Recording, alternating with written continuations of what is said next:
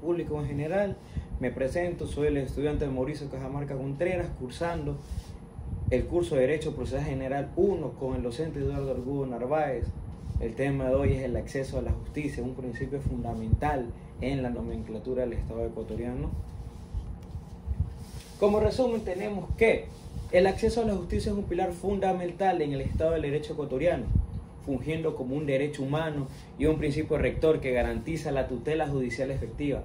No tan solo se limita a la capacidad de iniciar un juicio, un acceso formal, sino que exige también que el mismo proceso sea efectivo, imparcial y libre de discriminación.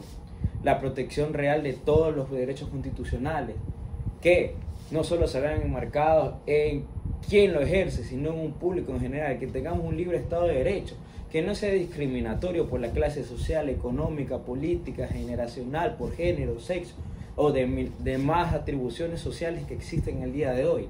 Esto es lo que significa un acceso libre a la justicia ecuatoriana, que todos podamos tenerlo, un menor de edad, una persona violada, un señor de tercera edad, un indígena, perteneciente a tribus, grupos vulnerables. Esto es lo que nos indica a nosotros lo que es un acceso libre a la justicia ecuatoriana.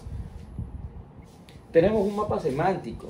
Me he tomado la molestia de realizarlo con ciertas palabras que, para mi parecer, encabezan lo que es el acceso a la justicia. Tenemos la palabra derecho humano, igualdad, Estado de Derecho, garantía, indefensión, imparcialidad y gratuidad.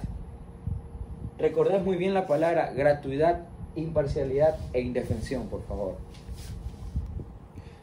Un pequeño mapa conceptual que nos indican las normas que operan en este acceso a la justicia, ¿no? ¿Verdad? El artículo 75 de la Constitución nos indica que toda persona tiene derecho al acceso gratuito a la justicia y a la tutela efectiva, imparcial y expedita de sus derechos e intereses, con sujeción a los principios de inmediación y celeridad.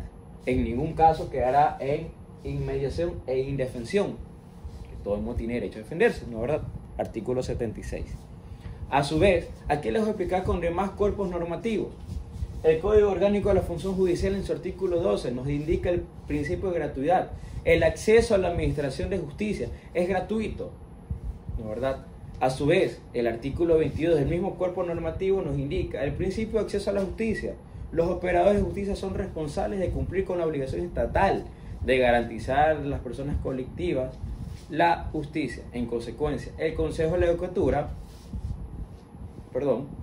en coordinación con los organismos de la función judicial, establecerá las medidas para superar las barreras estructurales de índole jurídica, económica, social, generacional, de género, cultural, geográfica o de cualquier naturaleza que se interponga a que cause un tipo de discriminación. Asimismo, la Ley Orgánica de Garantías Jurisdiccionales y Control Constitucional, en su artículo 4, que nos establece los principios procesales, en su numeral 3, nos indica la gratuidad de la justicia constitucional. El acceso y el servicio a la administración de justicia constitucional es gratuito.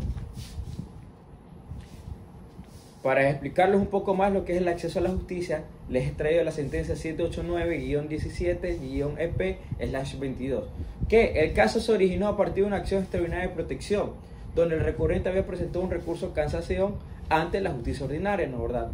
Que por un error de forma digitó mal la fecha de la sentencia que estaba impugnando.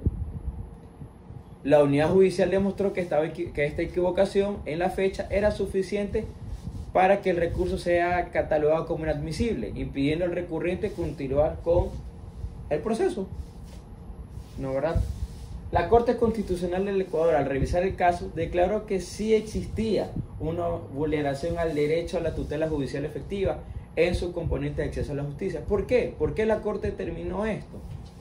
Fácil, en el artículo 169 de la Constitución de la República del Ecuador establece que el sistema procesal es un medio para la realización de la justicia y las normas procesales deben interpretarse de manera que se evite sacrificar la justicia por la sola omisión de formalidades.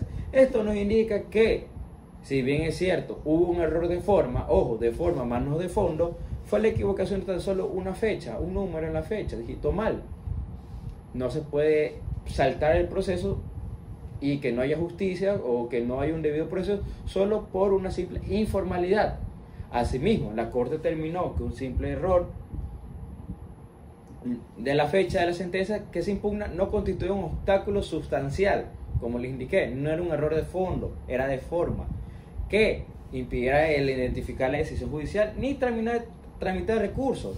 Sostuvo que la autoridad judicial, al rechazar el recurso por esta simple formalidad, el derecho de la persona se vio vulnerado, el derecho a acceder a la justicia, ¿no es verdad? La Corte Constitucional señaló que el sujeto procesal ejerce legítimamente un mecanismo de impugnación.